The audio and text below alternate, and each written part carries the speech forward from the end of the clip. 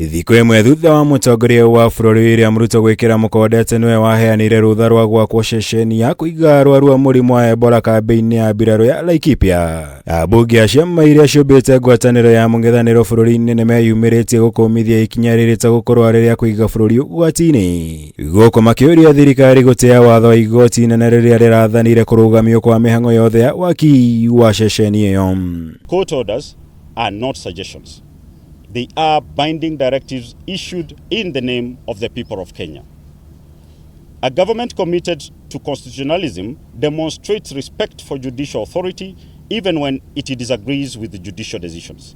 Selective compliance with court orders undermines the rule of law, weakens public confidence in institutions, and encourages a culture of impunity that no democracy can afford. Makĩaria thutha wa gĩikaro kĩa mwanya ambunge aya makuruhanirie thirikari ya President William Ruto na gũcokia bũrũri na thutha. Kuma harĩa ũiyũkirie kuma kũrĩ President wa kana wa bũrũri ũyũ Uhuru Kenyatta ũndũ ũrĩa nĩguo ũkoretwo ũkĩmũthĩnia kuona tũrorete gĩthurano kĩnene kĩa mwaka ũkĩte.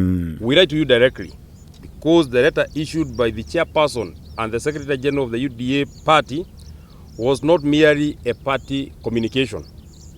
It was a political statement issued by officials acting under your authority within a party that you lead in defense of an administration over which you preside. As President, your oath of office obligates you to be a symbol of national unity, not a participant in division.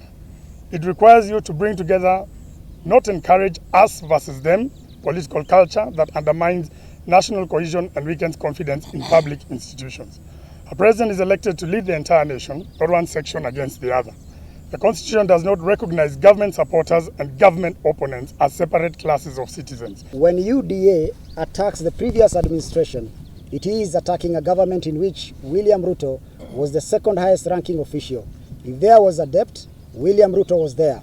If there was stalled projects, William Ruto was there.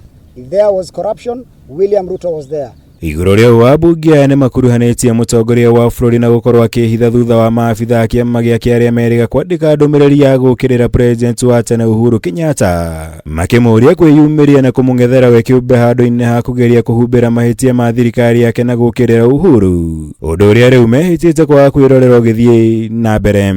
You cannot sit at the dining table for 10 years, enjoy the meal, then later claim you are merely passing by the kitchen. Ũndũ ũngĩ ambunge aya mokĩrĩire Ruto naguo nĩ mũtugo wa kũgeria gũkuithia mũrigo wa kwaga gũkinyanĩra gwa kĩhĩri gĩa tabarĩra iria mereire mũingĩ wa bũrũri thirikari ya hau kabere, makĩmwĩra aririkane atungatire gwa itĩna rĩa mĩaka 10 ta mũnini wa President noguo mahĩtia na ũkũria wothe wakinyanĩirio nĩ thirikari ĩyo ndangĩciethema. The questions Kenyans are now asking is simple. If President Uhuru Kenyatta retired in 2022, why is UDA still campaigning against him in 2026?